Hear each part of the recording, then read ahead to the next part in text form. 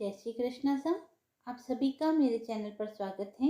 आइए सुनते हैं पौष रविवार की कथा। मल मास में सभी शुभ कार्य वर्जित होते हैं, परंतु इस समय में अपने इष्ट देव की आराधना व दान पुण्य करने का विशेष महत्व होता है। इस मास में किए गए दान पुण्य अधिक फल प्रदान करते हैं। पौष मास के रविवार का व्रत भगवान सूर्य को आसानी से प्रसन्न करने के लिए किया जाता है। भगवान सूर्य पुष्प आदि के द्वारा पूजन करने से आसानी से प्रसन्न हो जाते हैं और उत्तम फल प्रदान करते हैं। यदि इस रविवार को व्रत करने वाला भगवान सूर्य नारायण की आराधना में तत्पर रहे तो संतान आज्ञाकारी होती है तथा माता पिता से अधिक स्नेह करती है और संतान का तेज सूर्य के समान बढ़ता जाता है। प्रभाव, मान सम्मान, समाज में प्रतिष्ठा मिलती है। पौष रविवार व्रत विधि। पौष रविवार के दिन अरुणा भोजन करें, सूर्य भगवान की आराधना करें। दिन में 3 समय सूर्य को अर्घ्य प्रदान करें। इस दिन छाछ न खाएं। महिलाओं को सिर नहीं धोना चाहिए, नीले वस्त्र नहीं पहनने चाहिए वह पूजा करने के पश्चात कथा सुननी चाहिए। एक साहूकार था, उसके कोई संतान नहीं थी। एक दिन सवेरे वो बाहर गया, देखा एक किसान खेत में दाना डालने जा रहा है। साहूकार के मिलते ही वो वापस लौट गया और बोलता गया, आज तो शगुन अच्छा नहीं हुआ। किसान की बात साहूकार ने सुन ली, उसका मुंह उतर गया। उदास मन से जब घर गया तो उसकी पत्नी ने उदासी का कारण पूछा। आज क्या बात है? साहूकार ने सारी बात बतलाई तो पत्नी बोली, आज चिड़िया आई तो वे भी बोली, बच्चे नहीं, यहाँ तो दाना कहाँ से मिलेगा, कहकर उड़ गई। साहूकार को क्रोध आया। उसी दिन से सूरज भगवान की आराधना करने लगा। 12 वर्ष बीत गए। राणा देव जी ने सूर्य भगवान से कहा, यह इतने मन से आपकी आराधना करता है, इसकी पुकार सुन लीजिए। सूर्य भगवान ने उसके सामने प्रकट होकर कहा, तेरे भाग्य में संतान नहीं है, पर मेरे आशीर्वाद से तुझे एक कन्या होगी। 9वें महीने में साहूकार के घर में एक कन्या ने जन्म लिया। कन्या जब हंसती तो उसके मुख से हीरे मोती गिरते।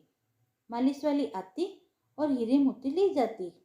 1 माह बाद मालिश वाली का आना बंद कर दिया गया तो उसकी माँ को हीरे मोती मिलने लगे। उनके घर में बहुत धन दौलत हो गई। उसके पिता ने सोचा, लड़की बड़ी हो गई है, उसकी शादी कर देते हैं। उसकी माँ ने कहा, मेरे उठते ही इसका मुंह देखने का नियम है, क्यों नहीं हम घर जमाई रख लेते हैं। एक गरीब लड़का ढूंढा और उससे अपनी लड़की की शादी कर दी। शादी के बाद रोज सुबह उसकी माँ उसको उठाने जाती तो लड़के को बुरा लगता, तो लड़की ने प्यार से समझा दिया कि माँ के मेरा मुंह देखने का नियम है। एक दिन जवाई ने लड़की को उठा दिया और देखा हीरे मोती उसके मुंह से गिर रहे हैं। उसने उठा लिए। लड़की की माँ आई तो समझ गई कि जवाई को पता चल गया है। उसके मन में लालच ने घर कर लिया था। उसने अपने जवाई को मारने के लिए एक आदमी भेज दिया। आदमी ने जवाई को मार दिया और उसका सिर ससुर को लाकर दे दिया। राणा देव जी और सूर्य भगवान ने सोचा, मेरी दी हुई लड़की के पति को मार दिया, इसकी रक्षा करनी चाहिए। सूर्य भगवान ब्राह्मण का रूप धारण कर आए और भिक्षा में जवाई का सिर ले गए। अंग जोड़कर अमृत का छींटा दिया और उस लड़की का पति जीवित हो गया। लड़की के पौष रविवार का व्रत करने का नियम था। वह पूजा कर कहानी सुन भोजन करने के लिए पति का इंतजार कर रही थी। उसका पति आया तो उसने पूछा, आपको पता नहीं है क्या, दिन अस्त होने पर है, खाना नहीं खा सकती, अगले दिन खाना पड़ता है। उसके पति ने उसको सारी बात बतलाई। बेटी बोली, अब हम यहाँ नहीं रहेंगे। सास ने बहुत पश्चाताप किया, पर बेटी अपने पति के साथ ससुराल में सुख पूर्वक रहने लगी। उसके घर में सुख समृद्धि हो गई। उसने अपने परिवार, पुत्र पौत्र के साथ जीवन यापन कर अंत में सूर्य लोक में स्थान प्राप्त किया। हे सूर्यदेव, जैसी बेटी पर कृपा करी वैसी सब पर करना। बोले सूर्य भगवान की जय। आइए सुनते हैं रविवार की व्रत कथा। किसी गांव में एक बुढ़िया रहा करती थी। रविवार के दिन गाय के गोबर से अपने घर को लीपना उस बुढ़िया का नियम था। वह बुढ़िया रविवार को दिन भर निराहार व्रत रखकर शाम को अन्न निमित्त खाद्य तथा फल भगवान सूर्य देव को अर्पित करती तथा उस प्रसाद को सूर्य अस्त होने से पहले ही ग्रहण कर लेती। कृत्य के फलस्वरूप थोड़े ही दिनों में बुढ़िया का घर धन धान्य से परिपूर्ण हो गया। उस बुढ़िया की आर्थिक दशा में प्रगति देखकर उसकी एक पड़ोसन उससे डाह भरने लगी। उसकी पड़ोसन अपने मन में सोचने लगी कि मेरी गाय के गोबर से अपने घर को लीपने पोतने के कारण ही बुढ़िया समृद्धिशाली हुई है। अब उसकी पड़ोसन अपनी गाय का गोबर बुढ़िया को नहीं देना चाहती थी, इसीलिए वह अपनी गाय को घर के भीतर ही बांधने लगी। अगले रविवार के दिन अपना घर लीपने के लिए बुढ़िया गोबर न पा सकी, इसीलिए बड़ी असुविधा हुई। अपने नियम में बाधा पड़ने के कारण वह बुढ़िया बड़ी उदास हो गई। मानसिक चिंता के कारण बुढ़िया उस दिन भगवान सूर्यदेव को कुछ भी अर्पित न कर सकी और न तो स्वयं ही प्रसाद रूप में कुछ ग्रहण किया। शाम को वह भूखी प्यासी चिंतातुर अवस्था में ही सो गई। रात्रि में भगवान सूर्य नारायण ने उस बुढ़िया को स्वप्न में दर्शन देकर उसके दुख का कारण पूछा। बुढ़िया ने दुखी होकर कहा कि आज गोबर न मिलने के कारण मैं नियमानुसार आपका पूजन न कर सकी। मेरा नियम भंग हो गया। इसी बात से मैं अत्यंत दुखी हूँ। बुढ़िया की बातों से दयाद्र होकर सूर्य भगवान ने कहा कि मैं तुम्हें एक गाय देता हूँ जिससे तुम्हारी इच्छा पूर्ण होगी। मैं तुम्हारे व्रत पालन की निष्ठा से अत्यंत प्रसन्न होकर तुम्हें वरदान देना चाहता हूँ, अर्थात अब से सदैव तुम्हारा घर धन पुत्र आदि से संपन्न रहेगा। इतना कहकर भगवान सूर्यदेव अंतर्निहित हो गए। सुबह उठने पर बुढ़िया ने अपने आंगन में एक बछड़े वाली गाय को देखा। रात्रि में देखे हुए स्वप्न की बात बुढ़िया को याद आने लगी। बुढ़िया ने गाय को घर से बाहर बांधकर उसके चारे की व्यवस्था की। बुढ़िया के दरवाजे पर बंधी हुई गाय को देखकर उसकी ईर्ष्यालु पड़ोसन के आश्चर्य की सीमा न रही। उस गाय के स्वर्णिम गोबर के परित्याग से उसकी पड़ोसन विस्मित रह गई। उसकी पड़ोसन ने उस स्वर्णिम गोबर के स्थान पर अपनी गाय का स्वाभाविक गोबर रखकर उसे उठा लिया, परंतु बुढ़िया उसके इस कपटाचरण का भेद न जान सकी। बुढ़िया की इस अज्ञानता पर भगवान सूर्यदेव ने विचार किया कि मेरी गाय से इस बुढ़िया का उपकार नहीं हो रहा है, इसीलिए भगवान ने अपनी माया से भयंकर झंझावात उत्पन्न कर दिया, जिसके फलस्वरूप बड़े बड़े विशाल वृक्ष भी टूट टूट कर भूमि पर गिरने लगे। इस विनाशकारी दृश्य को देखकर बुढ़िया ने अपनी गाय को घर के भीतर बांध दिया। प्रातःकाल उस गाय से बुढ़िया को स्वर्णिम गोबर प्राप्त हुआ।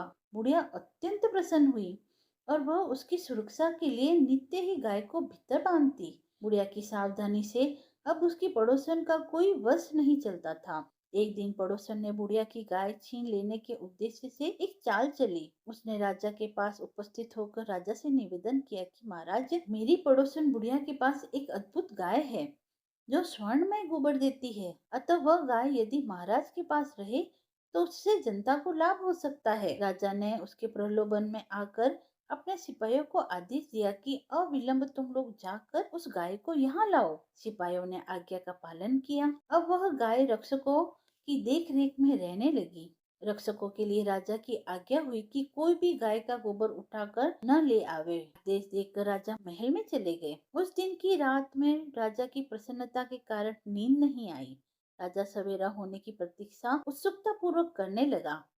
सुबह गाय के पास जाकर देखा, वहाँ स्वाभाविक गोबर के अतिरिक्त कुछ न था। राजा की क्रोधाग्नि भड़क उठी। उसने बुढ़िया को महल में बुलवाया। राजा ने उस बुढ़िया से पूछा, क्या तुम्हारी गाय सोने का गोबर देती है? इस बात की सूचना पर मैंने तुम्हारी गाय मंगवाई थी, फिर क्या कारण है कि गाय स्वर्ण में गोबर न दे सकी? बुढ़िया ने उत्तर दिया, महाराज, गाय के गोबर से घर लीपना मेरा नित्य कर्म है। मैं दिन भर व्रत रखकर सायंकाल भगवान सूर्य को नैवेद्य अर्पित कर उसी प्रसाद को ग्रहण करती हूँ। मेरे पास जब अपनी गाय न थी तो मैं पड़ोसन की गाय के गोबर से घर लीपती थी। देव योग से गोबर के अभाव में मैं एक दिन अपने नियम का पालन न कर सकी। उसी दिन मैं रात्रि में भूखी ही सो गई। रात्रि में भगवान मुझे यह गाय प्रदान की। मेरी ईर्ष्यालु पड़ोसन ने आपको सूचना देकर मेरी गाय मुझसे छिनवा ली। गाय के संबंध में मैं इतना ही जानती हूँ। बुढ़िया की बातों से संतुष्ट हो राजा ने कहा, बूढ़ी माँ, मुझे क्षमा करो, मैंने अज्ञातवश तुम्हारी गाय मंगा ली। अब मैं तुम्हारी गाय तुम्हारे घर भेज देता हूँ। इस कार्य के निमित्त तुम्हारी पड़ोसन अपराधी है और उसे इसका दंड मिलना चाहिए। अपनी गाय वापस पाकर बुढ़िया प्रसन्न हो अपने घर चली आई। इसके बाद राजा ने उसकी अपराधीन पड़ोसी को बुलवाकर उसे उचित दंड दिया। उस दिन से राजा ने अपने नगर में घोषणा करा दी कि रविवार के दिन सभी नगरवासी दिन भर व्रत रखकर सूर्य देव का पूजन करें। राजा स्वयं भी रविवार व्रत के नियम का पालन करने लगा। व्रत के प्रभाव से राजा दिग्विजय करता हुआ अपने राज्य का विस्तार करने लगा। व्रत करने वाले पर सूर्य भगवान प्रसन्न होकर उसे धन धान्य से समृद्ध और संपूर्ण रोगों से मुक्त कर देते हैं। इस व्रत के प्रभाव से अंधे और कुष्ठी मनुष्यों को भी विशेष लाभ होता है। हे सूर्य नारायण, जिस प्रकार आप बूढ़ी माँ पर प्रसन्न हुए, उसी प्रकार आपका व्रत करने वाले, आपकी कथा सुनने वाले व कथा सुनाने वाले पर भी प्रसन्न होना और उनकी सभी मनोकामनाओं को पूर्ण करना। रविवार व्रत की कथा समाप्त हुई। अभी खर मास चल रहा है और खर मास या मल मास में सूर्य भगवान की पूजा का विशेष महत्व है। तो आइए सुनते हैं सूर्य कवच व सूर्य चालीसा। सूर्य कवच एक शक्तिशाली स्त्रोत है जो भगवान सूर्य की कृपा और सुरक्षा प्राप्त करने के लिए पढ़ा जाता है। कवच का अर्थ है रक्षा, जो व्यक्ति को रोग, भय और नकारात्मकता से सुरक्षित रखती है। भगवान सूर्य, जिन्हें स्वास्थ्य, ऊर्जा और सफलता का प्रतीक माना जाता है, इस कवच के पाठ से अपनी कृपा बरसाते हैं। इसका नियमित पाठ करने से व्यक्ति को शारीरिक और मानसिक बल, सफलता और समृद्धि प्राप्त होती है। विशेष रूप से रविवार के दिन इसका पाठ करना अत्यंत फलदायी माना गया है। सूर्य कवच शरीर को आरोग्य देने वाला है और संपूर्ण दिव्य सौभाग्यों को देने वाला है। सूर्य रक्षा स्तोत्र को भोजपत्र में लिखकर जो हाथ में धारण करता है, तो संपूर्ण सिद्धियां उसके वश में होती है। याज्ञवल्क्य जी बोले, हे मुनि श्रेष्ठ, सूर्य के शुभ कवच को सुनो, जो शरीर को आरोग्य देने वाला है तथा संपूर्ण दिव्य सौभाग्यों को देने वाला है। मेरे सिर की रक्षा भास्कर करे, अपरिमित कांति वाले ललाट की रक्षा करे, नेत्र की रक्षा दिनमणि करे तथा कान की रक्षा दिन के ईश्वर करे।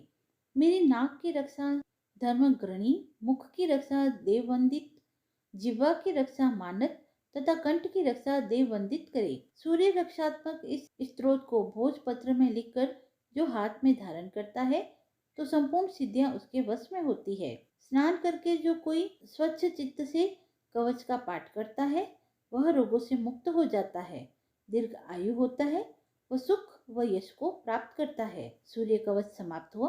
अब सुनते हैं सूर्य देव की चालीसा। कनक बदन कुंडल मकर मुक्ता माला अंग, पद्मासन स्थित ध्याये शंख चक्र के संग। जय सविता जय जयति दिवाकर, सहस्त्रांशु सप्तास्वर तिमिरहर। भानु पतंग मरीचि भास्कर, सविता हंस सुनुर्विभाकर। विश्वासन आदित्य विकर्तन, मार्तेंड्य हरि रूप विरोचन। अंबर मणि खग रवि कहलाते, वेद हिरण्य गर्भ कह गाते। सहस्त्रांशु प्रधोतन कहिकी, मुनिगत होत प्रसन्न मोदल ही। अरुण सदृश्य सारथि मनोहर, हाकत है साता चढ़ी रथ पर। मंडल की महिमा अति न्यारी, तेज रूप केरी बलहारी। उच्च श्रवा सदृश्य है ज्योति, देखी पुरंदर लज्जित होते। मित्र मरीचि भानु अरुण भास्कर, सविता सूर्य अर्क खग कलिकर। पूषा रवि आदित्य नाम ले, हिरण गर्भाय नमः कही के। द्वादश नाम प्रेम सो गावे, मत्सक बार बार नवावे। चार पदार्थ जन सो पावे, दुख दरिद्र अघ पुंज नसावे। नमस्कार को चमत्कार यह, विधि हरिहर को कृपा सार यह। सेवे भानु तुम्ही मन लाई, अष्ट सिद्धि नव निधि तेहि पाई। 12 नाम उच्चारण करते, सहस जन्म के पातक टरते। उपाख्यान जो करते तव जन, रिपुसो जम लहते सोते ही छन। जन सुत जुत परिवार बढ़ तू है, प्रबल मोह को फंद कट तू है। अर्क शीस को रक्षा करते, रवि ललाट पर नित्य विहरते। सूर्य नेत्र पर नित्य विराजत, कर्ण देश पर दिनकर छाजत। भानु नासिका वास करहु नीत, भास्कर करत सदा मुख को हित। ओठे रहे पर्जन्य हमारे, रसना भी तीक्ष्ण बस प्यारे। कंठ सुवर्ण रेत की शोभा, तिगम तेजस कांधे लोभा। उषाम बाहु मित्र पीठहि पर, त्वष्टा वरुण रहत सुउष्ण कर।